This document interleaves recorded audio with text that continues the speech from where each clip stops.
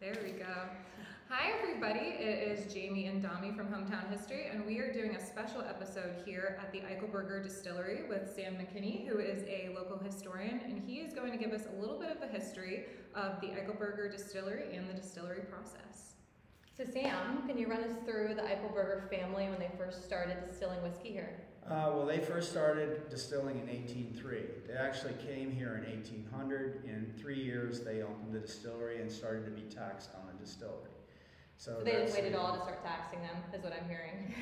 Taxing happened immediately. Yes, well, the government wants their money always. They got the distillery started, and they ran it for 30 years. So we don't know where the actual we do know where the actual distillery was, but we don't know what it was like. This distillery is a recreation of a period type distillery that we've just used our own imagination to do the best we can with the research. And there's a book called The Practical Distiller that was written by Samuel McKinney in 1808, and he describes how a distillery should be built and how the equipment should be installed. And that book has basically been our Bible that we've used to recreate this building. And it's beautiful, so bear with us, everyone online. We're gonna do something we've never done before and pick up the computer and move it so you can just see how beautiful this building is. So Sam, could you start by showing us what it is that's behind you? Sure. This is our main still. This is the stripping still. And I used Samuel McKinney's information to build this. And it's quite a unique still.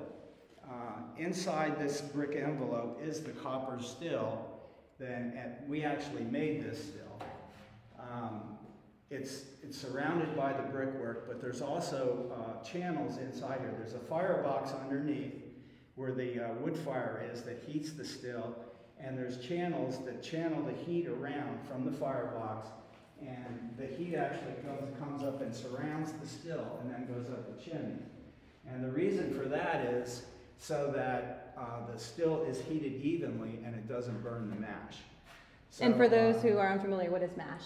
Mash is the beginning process of making whiskey, where you put the grain and water together, hot water, boiling water, and you stir it and let it set, and it steeps. It's almost like a tea. You actually make this mixture, and then that sits for quite a few hours, and then when it cools down to around 80 degrees, then you put yeast in it and it starts to ferment. So that'll ferment for at least 3 days, like that. And once that's fermented, which is fast, by the way. I thought it took longer than 3 days, but in 3 days you can have. It can. Like theoretically, on like a Monday or Tuesday, you could start making your alcohol, and by the weekend have a party. Yeah, no, not really, because then you only have beer. Oh, okay. So it's not the hard stuff. We don't want beer, we want whiskey.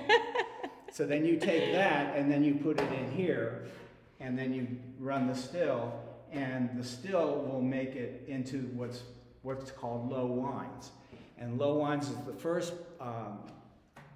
process that you go through with the still. And once you get the low wines, then it's about 30% alcohol. Then you actually take that and you distill it again, and you go over to this smaller still, which is we're in the process of constructing that one right now. And that still will just have the low wines put into it that come out of the big still, and the little still doesn't need to have as big as an area to hold the mixture, because it's just the alcohol that came out of the first still. And when you say like distill, like for those of us who are unfamiliar, it's literally just copper wire that then you are evaporating the extra liquid from? The heat will allow the alcohol to turn into a gas, and it comes up into this head, and then it goes down what's called the line arm, and it goes into this pipe here, which is into a barrel of cold water, and that condenses the alcohol back into a liquid. So that's how the basic system of distilling works. You really had to be a chemist almost. Well, I call it a giant science project. And it's a lot of fun. We're trying to do it in an 18th century way, and as close as we possibly can, because we want to see what the whiskey was like in that time period. Yeah. So. And what's this barrel behind you then? This is the condenser for this one, because this is a bigger still. It has to have a lot bigger condenser. This little still doesn't need a big condenser because it's much smaller. Okay. And I was interested in this spout right here. Okay, so this is where our water is going to come in to cool the barrels. So there's cold water being pumped in. Now, in a real distillery, they would not have had pumps.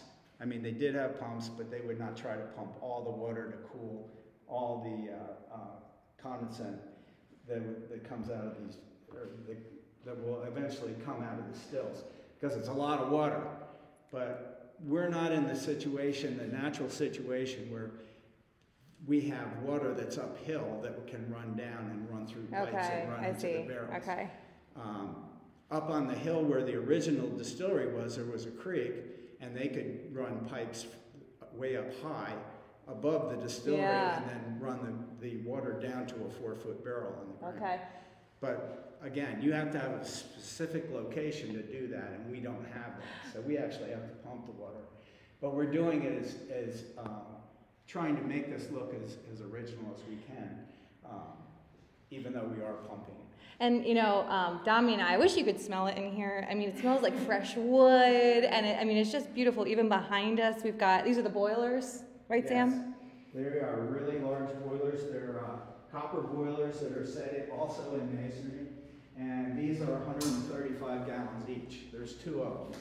This is the lower one, and I put this one down low so you could actually work in it. You could actually stir the material if you wanted to, and so you could mash in here, or you could make beer in here. And you can also just boil water, because distilleries need tons and tons of boiling water. It's how they purified and cleaned everything, was using boiling water. Now, they didn't know about germs and all the nasty things that we know about now, but they did know through practical experience that boiled water would make their mashes successful. Yeah, and you wouldn't get sick either. Yeah. One thing that Dami and I were interested in is, so who was the original owner's name again? Eichelberger. Eichelberger. The original owner was, well, Frederick was the owner of the distillery. Okay. Okay. He was the son of the original owner. Okay.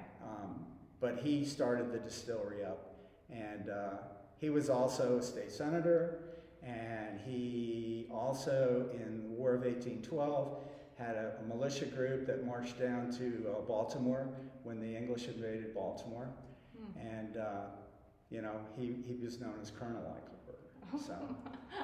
And his wife was involved, right? No, that's the Dills. The Dills, The Dills. Dill The and original. Mary. Okay. The original owners back in the 1740s, they came here in 1742, and in 8 years they had a distillery going also. So there has been distilling going on this property for a very long time. And by 1750, when Matthew Dill died, he, in his inventory, it describes the property. It says he had a still house, he had a still, and a lot of grain. So they were doing a lot of distilling, and they had a lot of money. So they must have been making a lot of money distilling. And when he passed away, he left the still to his wife Mary, which is a most unusual situation for the 18th century, because women didn't run businesses. Now, when their husbands died, they did. Like a lot of tavern keepers, their wives would run the business after they left. That's what we noticed down at the Hoke House with the Wilson Tavern. Right. His wife. That was a common situation. But as far as like running a major business, like a distillery, that's really unusual. I only know of one other example where a husband left, or not a husband, an uncle left the stills to his niece, and that was in Carlisle. That's good. But here in 1750, Mary got the stills and a lot of grain and a lot of money. So he left her, basically left her the family business. And my understanding would be that he left her the stills and the grain, etc., because she knew how to distill. Yeah, go Mary. Yeah. We're going to be talking more about this when Dami and I do our quick little pop-up episode here. We're going to go over more of the tavern, so stay tuned. We'll be on in about 10 more minutes. Thank you, guys. All right, thank you, Sam. Thanks. You're welcome.